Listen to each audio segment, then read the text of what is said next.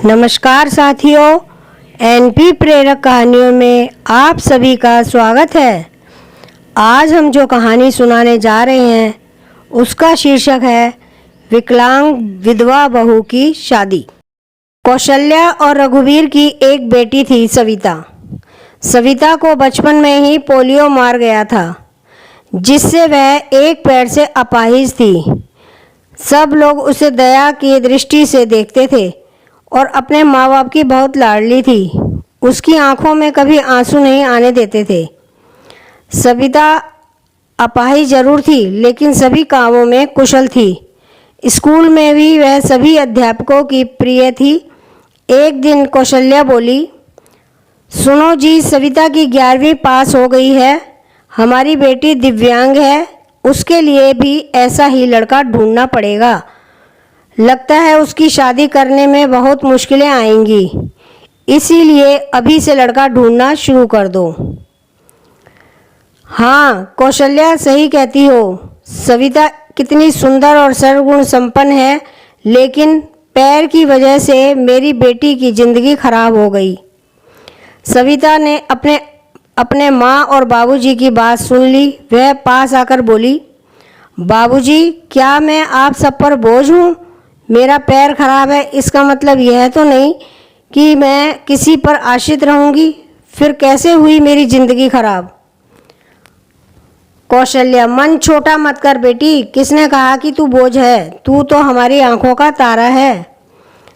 सविता, माँ, मैं पढ़ाई के साथ साथ कुछ करना भी चाहती हूँ, जिससे मैं खुद पर निर्भर रह सकूँ। इधर सविता की पढ़ाई पूरी हो गई और उधर रघुवीर सविता के लिए लड़का ढूंढने लगा। सविता के लिए परेश का रिश्ता आया। परेश रसायन फैक्ट्री में काम करता था। परेश अपनी माँ और अपने पिताजी के साथ सविता को देखने उसके घर आया। मुकेश, अरे बेटा, लड़की का तो पैर खराब है। पिताजी, अगर मैं दिव्यांग लड़की से शादी करूँगा तो मुझे किसी का जीवन संभालने का सौभाग्य मिलेगा। रमा, बेटा तेरी जिंदगी है, जो भी फैसला लो सोच संभल कर लेना।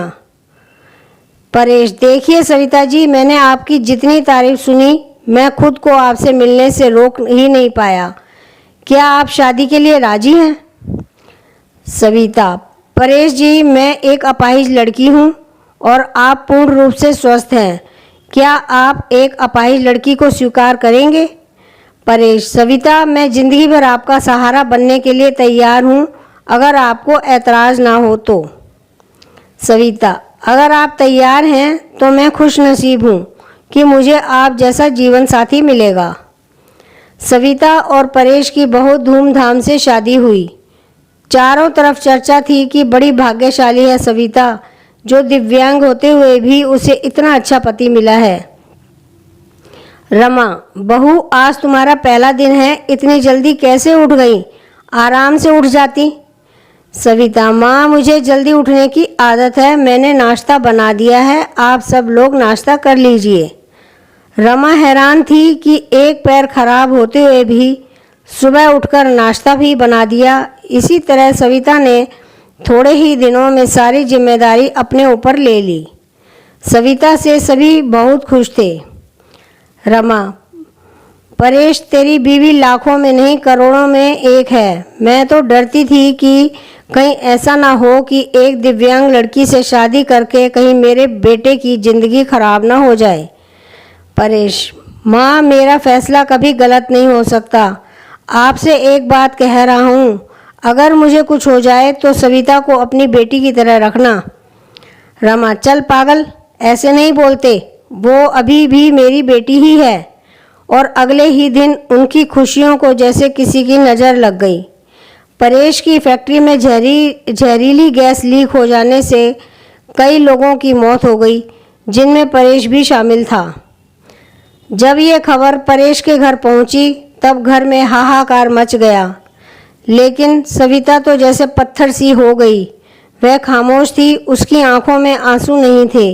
वह परेश को यूं ही फटी आंखों से देखती रही। कुछ औरतों ने उसे हिलाते हुए कहा, बहू रो ले, देख परेश वह मर गया है, अगर रोएगी नहीं तो पागल हो जाएगी तू, विधवा हो गई है विधवा। इस तरह की बातें सोचकर सविता फूट फूट कर रोने लगी। सविता रोते हुए बोली, उठो परेश, आंखें खोलो, मैं अकेले किसके सहारे जीऊँगी। अभी तो मैंने तुम्हारे साथ कुछ ही दिन गुजारे थे, फिर मुझे अकेला छोड़कर क्यों चले गए। परेश का अंतिम संस्कार हो गया और सविता के अरमानों का भी। रमा, अरे ये क्या बहू, सफ़ेद साड़ी क्यों पहनी तुमने। सविता, माँ, सबने मुझसे कहा कि मेरे जीवन के सब रंग परेश के साथ ही चले गए, अब मुझे सफ़ेद साड़ी ही पहननी है। रमा, नहीं बेटी, तुम हमारे दुख को और मत बढ़ाओ, आज से तुम कभी भी सफ़ेद कपड़े नहीं पहनोगी। हफ्ते महीने यूं ही शोक में गुजर गए। कौशल्या और रघुवीर सविता को लेने के लिए आए। कौशल्या, मेरी बेटी का जीवन तबाह हो गया, पूरी जिंदगी अकेले कैसे काटेगी, इसलिए हम उसे अपने साथ ले जाना चाहते हैं। रमा, देखिए समधन जी, सविता कहीं नहीं जाएगी, आप उसकी शादी करके कर्तव्य मुक्त हो चुके हैं, लेकिन अब हमारे भी कुछ कर्तव्य हैं। हमारी बहू हमारी बेटी बनकर हमारे पास ही रहेगी। यह कहते हुए रमा ने सविता को गले से लगा लिया। मुकेश, हाँ समधी जी, रमा सही कह रही है, हम सविता को आगे पढ़ाएंगे और किसी लायक बनाएंगे, आप चिंता मत करना, हम अपनी सविता को पलकों पर बिठाकर रखेंगे। सविता, माँ, बाबूजी, परेश इनके इकलौते बेटे थे, अब वो नहीं हैं, तो मैं इनको छोड़कर चली जाऊँ, यह सही नहीं है, मैं इनके पास रहकर ही इनकी सेवा करूँगी। सविता के माँ बाबूजी चले जाते हैं। अब सविता अकेली थी, उसने अपना सारा ध्यान पढ़ाई में लगा दिया। ऐसे में उसकी मुलाकात गौरव से हुई, जो समय समय पर सविता की पढ़ाई में मदद करता था। गौरव मुकेश के दोस्त का सबसे अच्छा बेटा था। उसका काम के सिलसिले में परेश के पिता के पास आना जाना लगा रहता था। गौरव इंजीनियर था और बड़ा ही सलीम स्वभाव का संस्कारी लड़का था। चारों तरफ औरतें बातें बनाने लगी। एक औरत बोली, अरे देखो कैसी विधवा है, ये सफ़ेद साड़ी नहीं पहनती, पति का जरा भी दुख नहीं है। तो दूसरी बोली, बन संवर कर कॉलेज जाती है, बेचारे रमा और मुकेश का तो बुढ़ापा ही खराब है। तीसरी औरत ने कहा, पहले इस लड़के का घर में आना जाना ठीक था, लेकिन अब परेश नहीं है तो इसे जवान विधवा बहू के घर नहीं आना चाहिए। लेकिन सविता को किसी की बातों से कोई फर्क नहीं पड़ता था, क्योंकि उसके सास ससुर उसके साथ थे। रमा जब इतनी अच्छी बहू के लिए लोगों के ये ताने सुनती तो वह तड़प उठती थी, रोने लगती थी। सविता ने अपनी मेहनत से बीएड कर ली और विकलांग कोटे से वह एक शिक्षिका के रूप में नियुक्त हो गई। रमा, सुनो परेश के पापा, हमारी सविता अब एक टीचर बन गई है, लोग ना जाने उसे कैसे कैसे ताने देते हैं, हमें अब उसकी शादी कर देनी चाहिए। मुकेश, सही कह रही हो रमा, विधवा है, अनाथ नहीं जो लोगों की उल्टी सीधी बातें सुनेगी, हम अपनी बहू की शादी धूमधाम से करेंगे। मुकेश ने जब अपनी बहू की रिश्ते की बात जब कुछ लोगों से की, तब लोग कहते हैं, अरे मुकेश तू पागल तो नहीं हो गया, विधवा बहू की शादी करना चाहता है तू। मुकेश, हाँ मैं उसकी शादी करना चाहता हूँ, उसकी ज़िंदगी से विधवा शब्द हमेशा के लिए मिटाना चाहता हूँ। तभी गौरव ने आकर के कहा, गौरव अंकल, अगर आप सविता के काबिल समझो तो मैं आपकी बहू से शादी करने के लिए तैयार हूँ। मुकेश, गौरव तुम? गौरव, हाँ मैं। मुकेश, मुझे यकीन ही नहीं हो रहा कि मेरी बेटी तुम्हारे जैसे लायक और होनहार बेटा पसंद करेगा।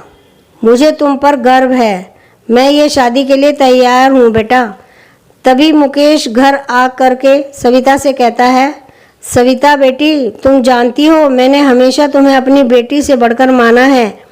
मैं चाहता हूँ कि तुम्हारी ज़िंदगी की अधूरे सपने को पूरा करूँ।